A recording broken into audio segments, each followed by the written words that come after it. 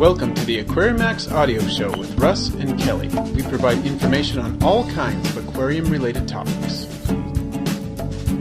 Okay, this is episode 115, recorded May 26, 2012. Hey, welcome, Mick.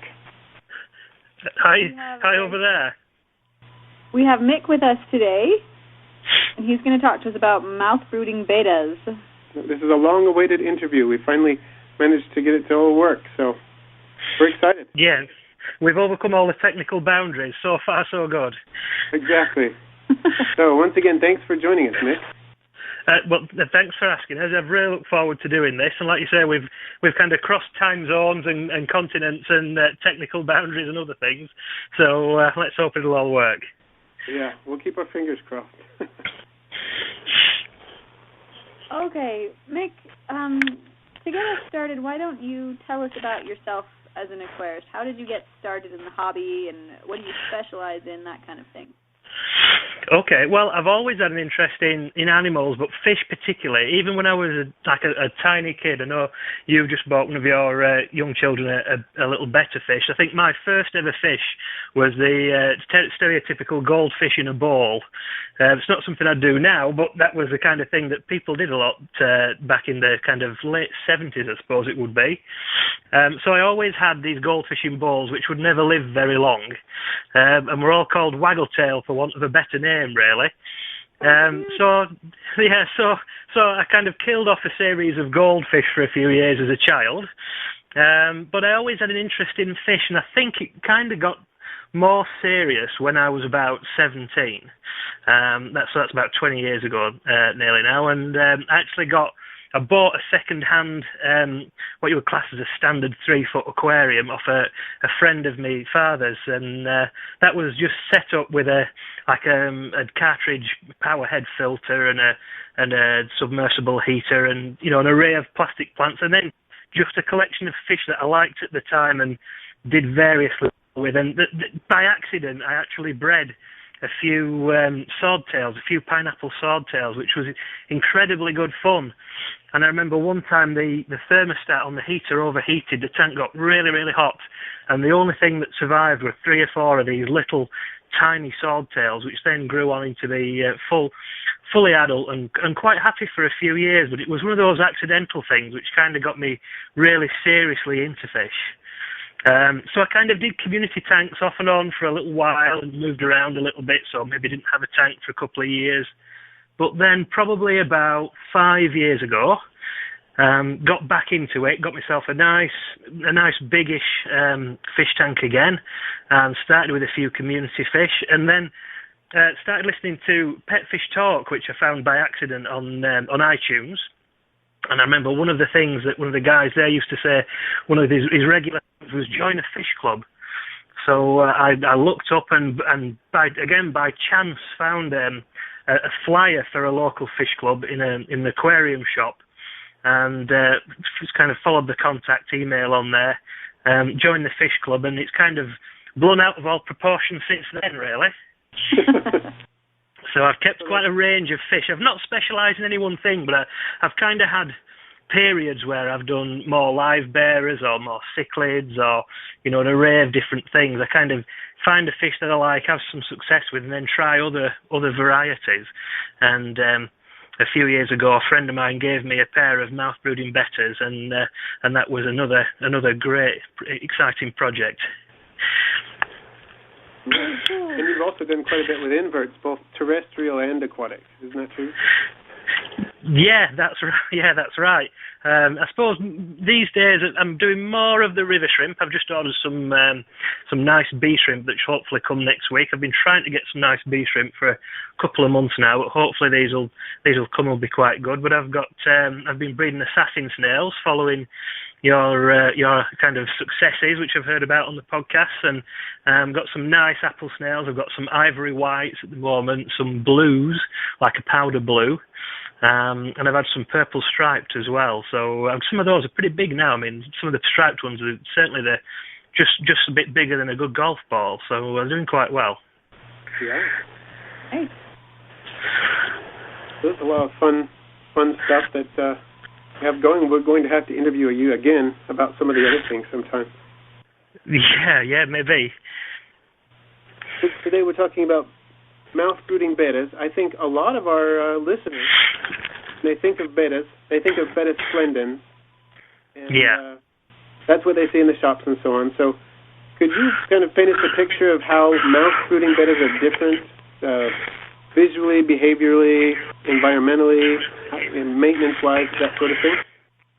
Yeah. I mean, we've had a kind of a succession of what I call over here the classed as basically either fighting fish or Siamese fighters, and people will class the fighters and the bettas. They almost see them as two different fish. Generally, in the UK, of course, they're all derived from the kind of same wild types, and the mouth brooding types are much more along the lines of the kind of the wild types or the wild species types. I've had 3 or 4 different strains, from some which are quite smaller fins but nice colours, up to one I had which was called Betta Raja. Really interesting fish. I never got to breed it. It was just very, very skittish. But these were fish that grew to probably a good 4.5 inches. Kind of a brown, quite a cryptic colouring. So once they got in amongst the kind of leaf litter and the bogwood and stuff in the tank I had them in, they were really difficult to see. But the one that I had the main success with, to start with at least, was one called Betta Simplex.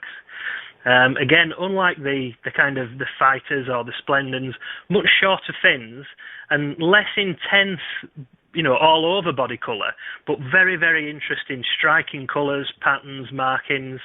For me, personally, if I had to buy one or the other, I would go for the kind of the mouth brooding bettas, the more wild types every time. And unlike the splendens type, you can actually have a community of mouth brooding bettas all in one tank, so you don't have the situation of breeding things and having 100 jars stacked up on shelves everywhere.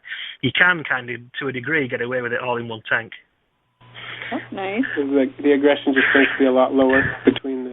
Oh, yeah. I mean, really, the males are actually quite submissive. It's the females that lead the way with these things.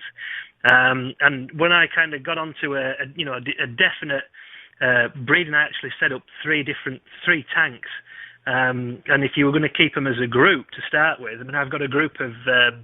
Betta rubra downstairs in the toad paludarium, some juveniles a friend gave me, and they're just all in there together to grow on for a while. But when I got onto a more concentrated breeding situation, I had 1 female and 2 males. If you just have a pair, like you would have with a lot of fish, a traditional pair, the male will get very quickly just depleted and worn out, because the females can be quite persistent. Have a switch. Yeah. So like I said, they tend to be, much more peaceful. I mean, some people have the Betta embellis, which it looks similar, but it is a bubble nester, like the splendens type. And again, sometimes over here they're known as the peaceful Betta, and you can keep them in a community. But they are, unlike these fish, they are a bubble nester, whereas the mouth brooders obviously have a completely different approach to breeding and rearing the young. Right. And I've heard that there are some species out there that can switch depending on the environment. That they'll build a bubble nest when the conditions suit that, but when the water is a little bit too active or it flows too much, that they'll actually mouth brood instead. Oh, right. I've not come across that one in any of the ones I've kept, but it'd be an interesting one to see which do. Yeah, I don't remember any of the species. I'll have to look that up, but it's interesting to see that. And I think an interesting thing, too, from what I understand, there are actually more mouth-brooding bettas out there than there are bubble-nesting bettas. Yeah, I mean, the list that I've looked at for, one of the main resources I use is the International Betta Congress, and a lot of their species are mouth-brooding species, and they have a heck of a range on their website. Yeah. Do we have a link to that on the page yet? We'll make sure we put one on the show page, yeah. Yeah, that'll be great. So as far as the environment that the mouth-brooding bettas require, how is that different from what Betta splendens need? Well, I mean, for mine, I've like I said, I've kind of done it two different ways. I've kind of done it in a small community setup, and I've done it much more specialised. And the first kind of setup I had was it was just a 2 foot. It was 2 foot long tank. And one of the things with I think it does happen to a degree with the Betta Splendens, but a lot of the Bettas, and these particularly, are fantastic jumpers. You will find a number that end up crispy fried fish on the floor or the shelf or somewhere. So I always drop the water level down to about half, only fill the tank to halfway, and always add a really good tight fitting lid. Any gaps or any holes where wires or pipes or anything come through, I always plug it up with filter floss or tape or something like that, because if there's a gap, if there's a chink, they will try and go for it, and they can jump. I mean, they can seriously, they can jump far further than I can, and I'm a heck of a lot bigger than they are. So they can leap out of the water, and of course they always do it when you're not looking. So, but they have one or two species tend to be a little bit more suicidal than the others for some reason. But yeah, I would say whatever you do, drop the water level down in your setup and have a fantastically good lid on the top. So yeah, the community setup was like a 2 foot tank, water level halfway, couple of maybe 3-inch diameter terracotta pots, a little bit of floating plants, not too much. And I planted up reasonably well. I don't use a lot of substrate in my fish room, and that's just. It's really just a practicality thing. I can get a little siphon hose and siphon all the junk off the floor, and keep things clean without stirring up gravel and having to plunge things like gravel vacuums down through gravel and things like that. I'm not really growing, that kind of plant in there. When I'm doing a lot of the breeding stuff, they've got to be pretty practical, functional tanks. So there's no substrate. But I did put the shelf that they were on. I had black plastic over the top of the shelf before the tank went on, so there wasn't reflection coming up from the bottom, which would confuse them. So yeah, that was it. It was a fairly simple setup. My water here out the tap's pretty soft, but I collect and condition rainwater, so that's kind of I try and keep that on a par with the tap water. So if I do ever need to chop and change, I don't get big fluctuations in the what kind of water parameters. And just a little bit of leaf litter in there. I'm lucky that I work outside, so I can always collect oak leaves and beech leaves. There's loads of trees like that around here in the autumn, so I kind of bag them up, dry them out on a big tray in the fish room, and then put them into plastic bags, and they can store for a couple of years like that. So I'll just blanch them in hot water in a jug and then dunk them in the tanks. So I got a trio of simplex, and they went into this 2 foot setup, 1 male, 2 females, and I just left them to their own devices for a while, didn't do anything special. And one day I was sat in the fish room, and lo and behold, they started displaying to each other. And were the males or the females the ones that were displaying more, or was it more equal? Well, the female tended to pick one particular male, and both the males were about the same size. One of the males developed a slightly stronger coloration when the female started to attract him. And in my experience, it's always been the females that kind of chase one male round and round the tank until he kind of throws the towel in and agrees to go in with the courtship. And he will kind of dip his head down, his coloration and his patterning will change, his fins will go out, and they can spend quite some time kind of doing this little dance. He'll kind of drop down, display his fins, shimmy around a bit, she'll kind of circle around him, and then she'll chase him around a bit more, and then and eventually this standoff gets less and less, and just quite by chance, and they both started to clasp each other, and a bit like the Splendens do. They kind of have this quite close embrace and start to drop down the water column. Mine only ever went a few inches up off the floor to do this, my mouthbrooding types. So they will come just a few inches off the floor, wrap around each other in the embrace, and then start to sink to the floor. And they would do this maybe for a second or two, then a few more seconds, and each embrace would start to last that little bit longer and be that little bit tighter. And the first time, actually, when I'd sat kind of watching them on and off for a good couple of hours, and then the lights went off, so it was about 10 o'clock at night. And when I went in the next evening, this was still going on, so they were still going through this courtship and kind of embracing, squeezing, spawning situation for a good, I would say, at least 36 hours. Wow. Fascinating, absolutely fascinating to watch. Like, they'd be in kind of a risky situation as far as predators and things go. How does that work in the wild? I don't know. What are their predators in the wild? Well, Just bigger fish? I imagine it would be bigger fish. It would be birds. It would be just the normal sort of things you'd find. But, it's surprising that their courtship is that long. Yeah. I mean, I've since seen it over and done with quicker. I think this was possibly because it was one of their first times, and it just took them a lot longer to get into the kind of swing of things. Okay, well, that makes sense. Yeah, but from then, it still seemed to go on. Even then, when they'd spawned again, the second male was pushed right to the far end of the tank at this time, and these two that had paired kind of hogged 2/3 of the tank, and if he kind of poked his head out, he would be chased away. But even from then on, this kind of the courtship and the kind of embrace ritual would definitely go on for several hours each time. Wow. And so, did you actually see them during the courtship? Did you see the point when they began to release the eggs?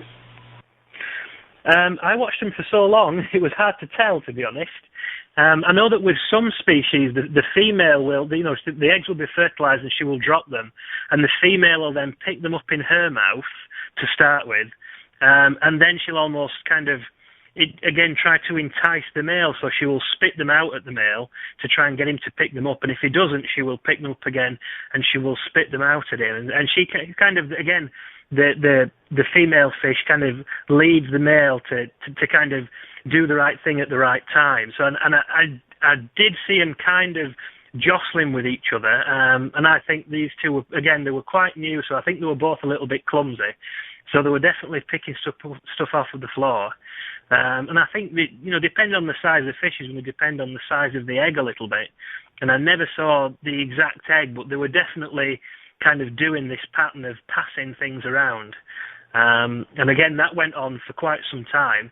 And you can see when the male's taking the eggs in, because his jaw becomes quite extended.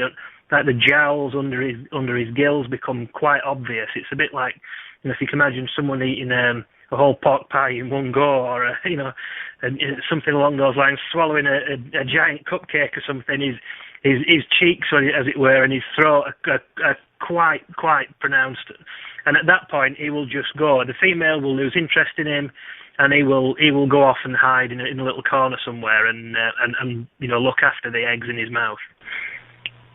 So probably looks a lot like a mouth-brooding cichlid does.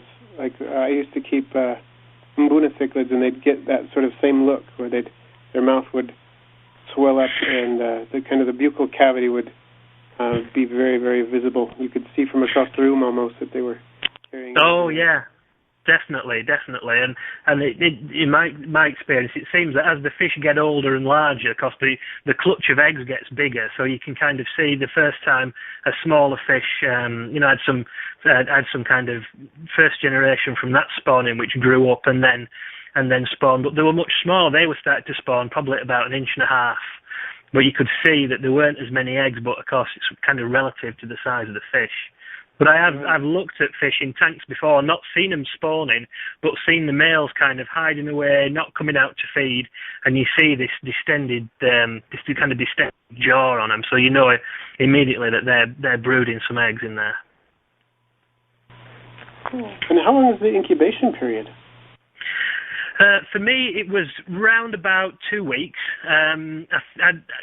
Because this is all done in a fish room, all the tanks are pretty much the same temperature. Talking to other breeders, I think if the temperature's just a few degrees lower, the incubation can just take a few days extra. But my fish room tends to run at round about 25 centigrade most of the time.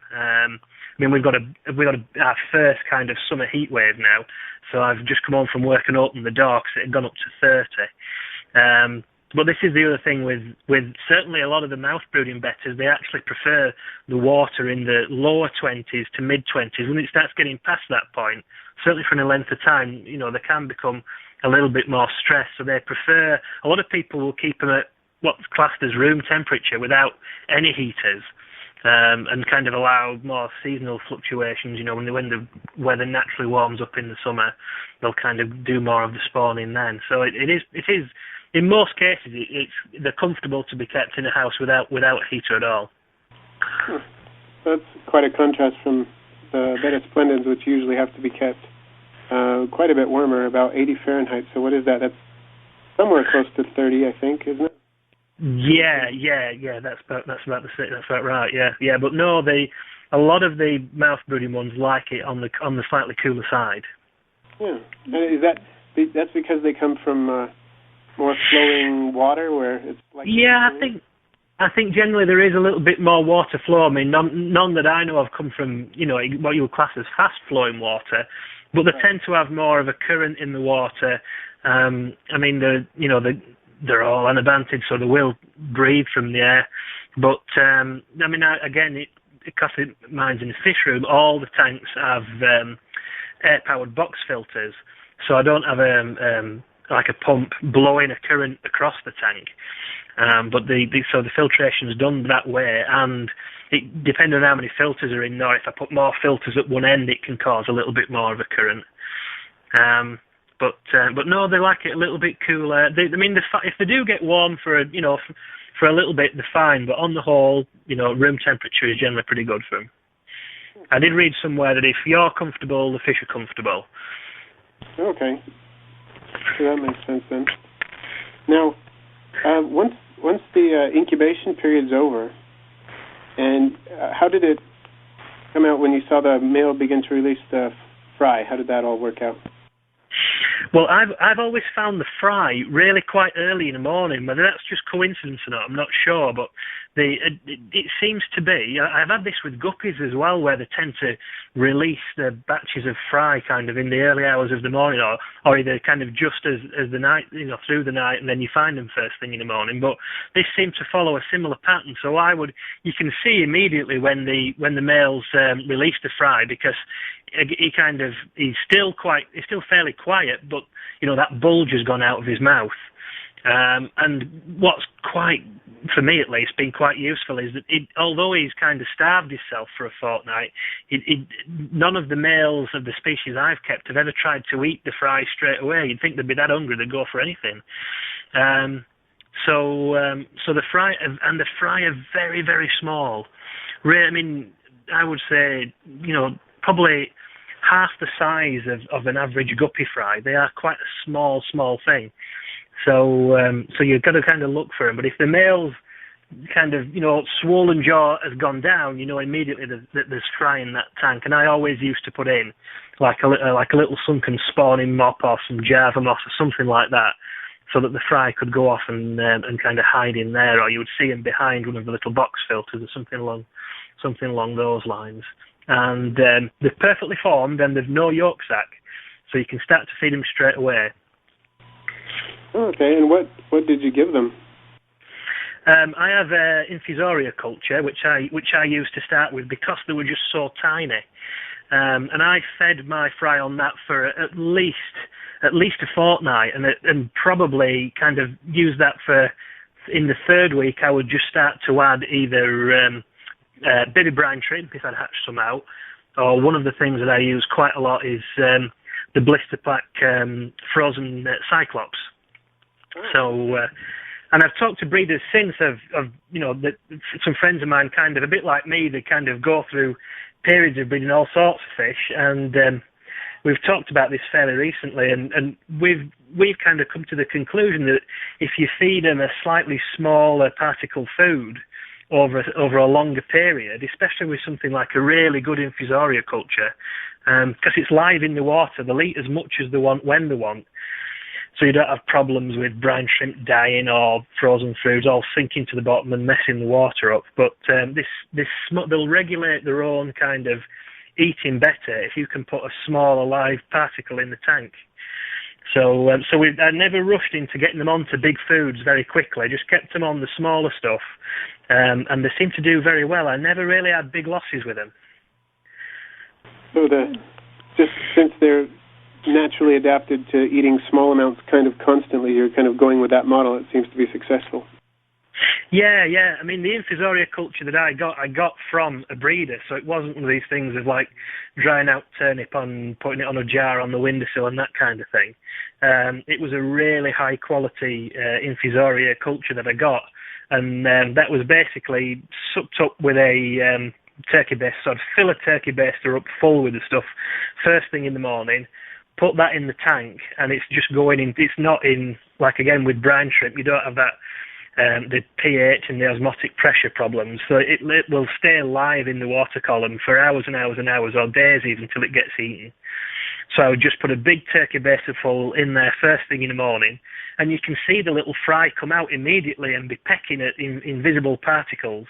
They're quite, when they're feeding, they're quite robust, and they're quite lively. So you kind of see them poke out from the Java moss and peck away kind of in midair. And then they'll shoot back in again, and of course they'll kind of dart in and out for quite some time. And I would do the same again in the evening. When I came home from work, I would get another turkey baster full out of the infusoria culture and pump that into the tank. And it was as simple as that, certainly for the first couple of weeks. And then I'd probably vary it. I'd put some infusoria in the morning, and then just a small bit of either brine shrimp or cyclops in at night, and kind of move them on to the next food stage over the period of about a week, building the feeds of that up more and dropping the infusoria off. Okay, well that sounds like it's been a successful method. So during this time period, are they still in the same tank as the male? Well, the first time they were all in one tank, and they started to get to be a bit bigger, and then the adults decided to pair off again, and I thought, oh no, what am I going to do here? So I thought, well, what I'll do, I'll move the adults into another tank at the side temporarily, and I'll catch all the fry out of this bigger tank and put them in a small rearing tank. And it just took hours and hours and hours, because although you've seen these things start to grow, you're never sure how many there was. And I think the first batch I had about 25, but they were only like 2 millimeters long. So going around with this tiny fine shrimp net trying to catch all these out and count them and put them in another tank I had to strip all the stuff out of the tank. And then I put the breeding adults back in. Eventually I got them all, and we put them in a big jug, and then we put them in a little tiny rearing tank. But the second time I decided to do this seriously, I actually had them in a small tank, let them pair off. When they'd spawned, I used to take the male that was holding the eggs and put him in a small tank of his own. He would then stay in there for 2 weeks. The other two fish could go about their own business. If the female to spawn again, sometimes the female can spawn, week out, every kind of 7 to 10 days. So she had another male to pester while he was holding the eggs. So I would let him stay in the tank, release the fry, and then I'd move him out again into a third tank on his own, another tiny little tank, and then I could let him stay in there for a good 2 or 3 weeks and feed him up on some like grindle worm or white worm or something like that, get him kind of bulked up, get him back into good condition, and then put him back in the tank. So it became a kind of 3-tank process. But even if I had kind of a male that was recovering and had another male that was brooding, I could put him in the tank with the fry that were already there, let him release the second batch of fry, and then move him out again to be conditioned. So all the fry eventually built up in one tank, and although there were different sizes, I never had any problems with them out-competing each other. That's interesting. There's a lot of, I guess with a lot of species of fish, if you get any kind of size differential, they will start cannibalizing their younger relatives. But it sounds like with this fish, you don't have to worry about that. No, I'd never had any problems with that. Never had any problems with older fish being more aggressive. And, by the time the new fish were out, I would just be putting infusoria in, which was too small for the bigger fry, and the particles they were eating were too big for the smaller fry. So it kind of balanced itself out.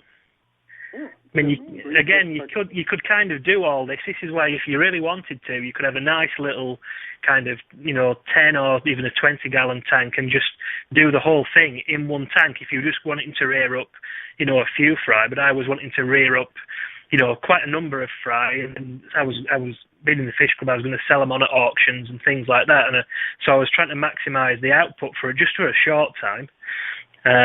But again, because these things, because of the nature of the fish and the way that they eat, you could comfortably build up a nice little colony in a smallish tank. Yeah. Pretty good rotation system. Right, and there's something appealing about being able to use either method depending on what your goals are. Yeah, exactly. And it was for me because I decided I would have half of this shelf dedicated to this one particular fish, and that was fine, But if you don't have that kind of room or that amount of tank space to do stuff, you can comfortably do it in a tank even in your living room. Nice. And I do. It's fun just to be able to look in a tank and see that a spawn has occurred, and then just watch everything happen in an informal way. But it's also nice to be able to, when you feel like it and you have the space and equipment, to just go a little bit more intensively.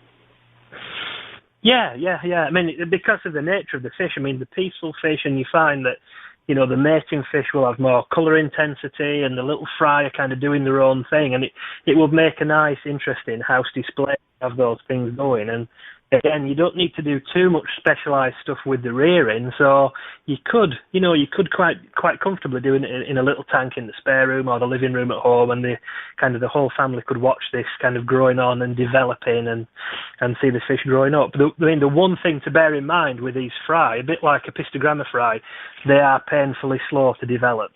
They are really, really slow. It took at least 12 months for my first generation fry to be like about 1.25 inches, 1.5 inches, and then they were starting to spawn themselves. So unlike a lot of the live bearers, which develop pretty quick, and some of the cichlids which will develop quite quick to start with, like the albino crebensis and the angels and stuff that I've done, the fry grow pretty quick. These do grow quite slowly. So it's just one of those things to bear in mind. You will have very tiny fish for quite a long time, but then they suddenly kind of develop pattern and everything, and start to go on. So and when you see them, even when they're very small, my eyes aren't fantastic, but you can see they have the same habit. They'll curl the tail behind. They'll have that kind of typical Betta pose as they're stalking the infusoria, and the tiny cultures, you can see their eyes. You can kind of see them once they're a couple of millimetres long. They do look like very, very tiny fish, and they have all the habits of an adult Betta. That's going to be fun to see. Oh yeah, they're a fun fish, definitely. Well, how much experience do you think an aquarist should have before they start keeping mouthbrooding bettas? I think it depends. Over there, you guys tend to have mostly harder water. We're lucky here. Where we're based, we're right at the cross point. So just up from us, the water gets pretty hard. It's kind of we're quite near the shoreline and things like that. So, but we're lucky that we have this soft water, and we're right at the bottom. We're kind of at the border of North Lancashire and the southern end of the Lake District. So we get a lot of rainfall, which is great for capturing water. But we're lucky, it's quite soft. So if you've got access to, either soft water, or if you've got an RO unit or doing something like that, if you can, get the water right in the first place. I'm not saying it can't be done, because I'm talking to other breeders that are breeding these things in soft water. So whether you can acclimate them into harder water, I'm not sure. My tanks balance out at about 6.8.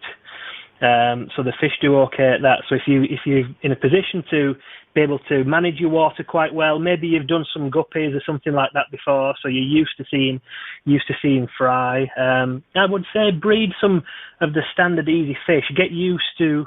You will need to get used to culturing some of your own live foods. So, listen to some of the podcasts that you guys have done about microworms and, all that kind of stuff. and get into culturing some food. But I think if someone's been a serious aquarist for a year or two and they want to try something that's a little bit different, and they've bred a few of the kind of, the starter fish or the easy fish, cultured a few foods, it should be a really interesting project to pick out. Yeah, I must say that it's, ever since we first talked about you breeding them and you sent us those pictures and we put them on the show, I've been intrigued and I'd like to try that sometime myself. Yeah, they're definitely going to be a rewarding project, and there's so many different species, and you will see as they develop and as the kind of courtship starts, those colours and patterns change. Some of the fish, some of the species can be pretty expensive. Again, is one of the kind of bonuses of being involved in a club. Even whether it's a national club or a local club, I'm very lucky that I know people that breed all sorts of different fish, and so I can either get them pretty cheap or free, which is even better. But again, if you've got a good local shop there that has that kind of thing in, you can pick something up pretty nice and have a nice, attractive fish there to do something new with. Yeah, I've looked at some pictures of these mouthbrooding bettas, and some of them are really striking. Like you say, they're maybe not as necessarily as bright as some of the Betta splendens cultivated varieties, but they have a lot of interesting, striking patterns, and they're beautiful fish. Oh yeah, quite a range. I mean, the only one I've got at the minute is these Betta rubra, and then it tends to be that the males have the more intense colour. The females can often have a nice colour as well, but the males have the more intense colour, slightly longer, more pointed fins. But a nice wild type, certainly. I mean, and rubra is a fairly common one, and it's one that can get a good price here, but again, not over difficult to breed. But they are, when you see those in good condition, they are a superb fish. We'll have to put those pictures up on the show page that you sent us before. We have them up on the episode when you were spawning them, but we need to put them up here so that people can take a look at them as well. Yeah, they're pretty. There's some pretty good pictures there. I think I got them kind of in the clasp in the embrace as well, which was pretty good. Right, and I remember that, so we'll have to put that up so that everybody can see that. Mhm. So, do you have any other info you want to give us, like anecdotes or caveats or anything for? I think the main thing, like I said quite early on, is if you're going to get these fish, I like to buy from or swap or do whatever with a breeder. So I would say, if it's not necessarily a better club, if there's just a general fish club near you, join it, get to know people, get to talk about people. If you can get fish that's been bred in water that's similar to your own, you're going to have a good head start, and you're going to have a resource there to go back to. You can email, or you can see people at the club and say, what's this, what's that, how do I do this? So I would say, number one, if you can join a club, do that, and if you can get fish from a breeder, even better. I'm sure everybody will have their own tack on how they'll do it, and it might be very different from what I did. This is just the way it kind of worked for me, and it started almost by accident. But the lid, I think the lid is the most important thing. The number of people that's breeding all the different kind of species that they've lost fish because of the jumping out. So I would say definitely have whatever setup you've got, however you do it, have the best lid that you can possibly have on the top of that tank. There's nothing worse. The original ones that I got, 2 jumped out, and I was left with 1 male simplex, which was a nice fish but no good for spawning, and he was just swimming around quite lonely on his own. So. And I think because I think they used to be in the group, so these are better bought as a small group by half a dozen, and even if you're buying younger ones like I've done with my rubra now, buy a small group and bring them up. Unlike the splendens type, you want to buy one and have it either in a little bowl of its own or have it in a peaceful part of a community tank. But I think they definitely do better in groups. But there's nothing more soul destroying than kind of having some lovely fish and finding one dried on the side of or on the carpet somewhere.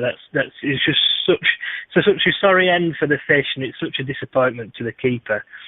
So I think those are the main things. And get used to, some people are put off fish breeding by thinking, we've got to have all these different kinds of things and spend half as time messing about with food cultures. But, if you just kind of do a few bits like that and get to know people who are doing it, it's get used to breeding these food cultures. It's not something that's difficult. It adds an extra dimension onto the hobby. I get as much joy out of getting a good microworm culture going, or splitting up my white worm culture and passing it on to friends as I do as breeding the fish. That's just as interesting as the fish sometimes. So don't be put off by these things.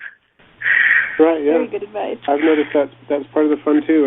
When I see my Daphnia breeding like crazy, and I think, wow, this is fun. This is yeah, fun. And I noticed you've put some videos of your Daphnia buckets up, so I'm going to go and have a look at that. Oh yeah, it's been a fun project setting that up. I know we had a convention at our fish club about 2 years ago, and a guy came and he did a whole hour's talk on culturing different kinds of fish, which was really, really interesting. He had the cultures there to kind of buy as starters as well. One of the things which doesn't take much looking after and is really good to get for bettas is fruit flies. We keep various amphibians and reptiles and stuff. So from time to time we buy the little, the established fruit fly culture pots, and you can just tap the lid of these pots on, drop the fruit flies on the surface, and the bettas will go absolutely crazy for them. They love the little things twitching on the top. So if you want to get them out from hiding and up and feeding, then try some fruit flies on the top. That's pretty cool to see. Yeah, that's a great idea. I've noticed when I've cultured flightless fruit flies, everything I kept was excited about it. The cardinal tetras that usually like to stay in the lower half of the water column would dart up to the top and take it. They wouldn't take flake food or pellet food from the surface, but they would take fruit flies. Yeah. I've not found many fish yet that won't eat them. Yeah. So that's another cool aspect. And again, I was listening to an interview with Heiko Blair recently, and he was talking about, his big thing is about the kind of natural biotope thing. And I think the more that you can kind of recreate a fairly naturalistic environment and food source, the more those natural behaviours will come out, and the more kind of interest that will give you in the fish that you're going to keep. So, I don't take it to the extreme and source plants from one location, but if you can kind of naturalise things a bit, and this is what I'm doing in my fish room now, I'm actually starting to add a little bit of different substrate into things and do a little bit more decorative tanks, because it can get to be where you've just got like 20 glass boxes with some nice fish in and a filter, and it can look a little bit clinical. So I'm actually starting to change that a little bit and get the fish room looking, like a nice aquarium, and I'm actually starting to notice that the fish definitely respond, not always in spawning, but you can see fish that are happier. Fish tend to be more active as well, so looking at the environment and the foods, I think is definitely a good winner. Yeah, I think that's true. That's some good advice as well. So as far as resources, for someone who's interested in learning even more about spawning mouthbrooding bettas or obtaining stock or things like that, where would you send them? Is there a website or two that you would send them to? Yeah, I can email you the links for some of these, but obviously this is going to have a slight UK bias, but we have the British Anabanted Society, which cover quite a big range. They have, they will have localised members, and they are a nationally recognised group. They have a good website.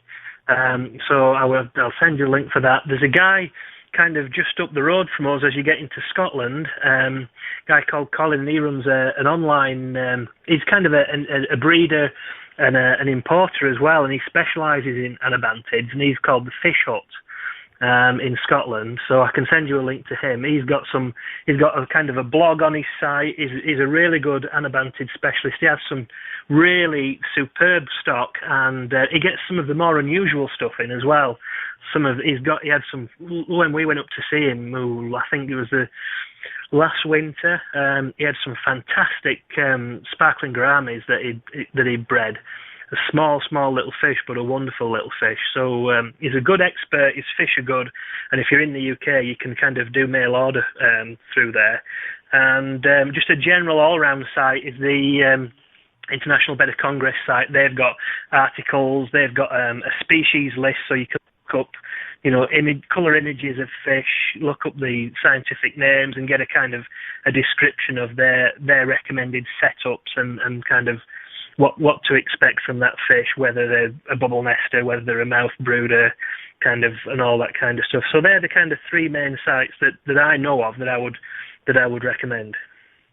Okay, thank you. Yeah, and we'd love that if you'd send us the link there, and we can also put that on the show page as well, so that people can have an easy, quick reference. Yeah. I mean, they're the kind of three places I use, and again, and even if you get in touch with a specialist society, whether you join up or not, if you've got a question, you probably find something on their webpage, or there'll be a kind of a forum that you can look at, or a contact that you can get in touch and ask questions with. I think it's if you do develop a particular, I've never developed a specific fish angle, but if you do, I think it's great to get involved with some kind of specialist organisation, or get to know a local specialist breeder that can just steer you in the right direction and help you along the way.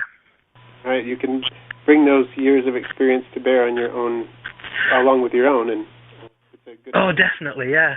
I mean, I'm very lucky. The club that I'm in covers a huge part of the northwest of England, and there's people there that, like me, that's always had an interest and got into breeding in the last few years. There's a guy that I know that's been breeding fish and showing fish for kind of nearly 50 years now, and if there's a fish that's out there, he's bred it, he's reared it, he knows it inside out. So there's people you can talk to there. So I think with anything, to take the kind of the fear out of it, or to maximise the pleasure, if you can share that with someone else who's interested, then that's a real bonus.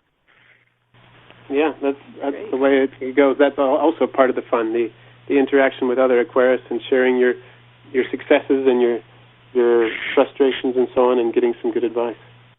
Oh yeah, there's nothing worse than feeling like you're banging your head against a brick wall, and you can drop an email or text somebody or whatever. There's so many ways to get in touch with people these days, It's great to share it out, and I mean, I'm very lucky as well. I mean, like you guys, as a family, we're all very kind of interested and involved in all these things. So it's nice to be doing this thing. It's pretty much my thing is the fish, but it's something that as a family we can all kind of enjoy. So that's pretty cool too. It is. It brings another dimension of enjoyment to it all. Oh yeah, it's you. If my partner Claire comes up in the fish room, she usually goes, "Oh, what's these babies you've got in here?" And I'll say, "Oh, I don't know. I never saw them." So I think her eyes must be a bit sharper than mine. Certainly, when I was breeding the little blue-eyed rice fish, those fry are super tiny. So I would say to her, "Come and have a look through these mops and see if you can see the fry and hear you." And if she could see them, even if I couldn't, I would start to feed them, so I knew they were there. So if you know someone that's got good eyesight, if you know someone, even if the guy next door has brilliant eyesight but he's not into fish, get him to come round and have a look, see what he can see. Maybe he'll start getting into fish, become interested. Yeah, exactly. What a way to pass the message on. Yeah. A fishy convert. Yeah. Yeah. You've got to work behind the scenes sometimes. Well, we had a neighbor child over the other day playing with our daughter, and he pointed out something in our 55 downstairs, and he said, "What are those?" And I wasn't home, but everybody was intrigued, and they asked me when I got home, and they were bristlenose pleco eggs that were kind of hanging out of the cave. I guess. Oh, right. Usual. And so, it was fun for all the kids and fun for me, because I've never actually seen the eggs, because they've always been hidden, but this time they're kind of sticking out of the cave, so we got a chance to get up some photos of those. Yeah, brilliant stuff. Yeah, it's amazing. I think sometimes, because I kind of go in the fish room, and I have periods where I'm just managing it and periods where I'm really concentrating in it. And again, I think the best thing that you can do is watch your fish. Spend as much time as you can watching your fish. I know a friend of mine that lives on his own these days, and he's got a fish room with about 30-odd tanks in there, and he eats his meals in there. So he can sit, and he'll sit in front of the tank, eating his supper or having his breakfast or something, and he's watching to see what's going on in his fish tanks. He knows what's going on in there. So, but yeah, sometimes I just kind of get on with things and I'm not looking the same, and I found some accident. I had some friends round from our reptile club a couple of weeks ago, and I've got these four-spot Merry Widows, a nice little live bearer that a friend gave me. And someone said, oh, they're really tiny ones, those, because they are a small fish. And I'm like, oh, yeah, there is a smaller one. Oh, crikey, they've had some fry already. I didn't think they were big enough. So I have a few little fry, and now I know they're there. I know to look for them. So it's pretty cool that way around. If you can share these things between other people, it's a good thing to do. It is indeed. And speaking of sharing, thank you for sharing your experience and your expertise. And both today and throughout the history of Aquarimax, you've been a contributor and a friend of Aquarimax for a long time. So we'd like to thank you both for today and for everything that you've done to help bring the show forward and keep it going. Oh, well, thanks for giving us a chance. It's really good to be kind of, it's like, in a way, you two do the shows and everything, but it's almost like being part, there's like a little online community of fish keepers going there right across the world, which is fantastic. You two kind of provided that great forum for us all to get together, and it was really cool last year to send Paul over in Durham there, the cherry shrimp. We kind of organised it. It went from me and Carnforth to you guys over there. Then it came back to Paul, who got in touch with me. It was pretty cool to think that that's something that can be done these days, and to be able to share that stuff. So that was great. And you two, you've put on a great show, and it's been brilliant to be part of it. And I've really enjoyed talking to you today. It's been great fun. Well, we've enjoyed it very much as well, and we'll see if we can pull it off again sometime. Yeah. Now we know the technology works. We can do it again. Good to speak to you. Speak to you again sometime. Oh, yes, you too. Thank you. Bye, Nick. Okay, bye for now. Thank you for listening to this edition of the Aquarimax Audio Show. For additional episodes, please visit Aquarimax.com. For comments and or questions that may be featured on an upcoming podcast, leave a message at 801-477-0629 or email us at info@aquarimax.com.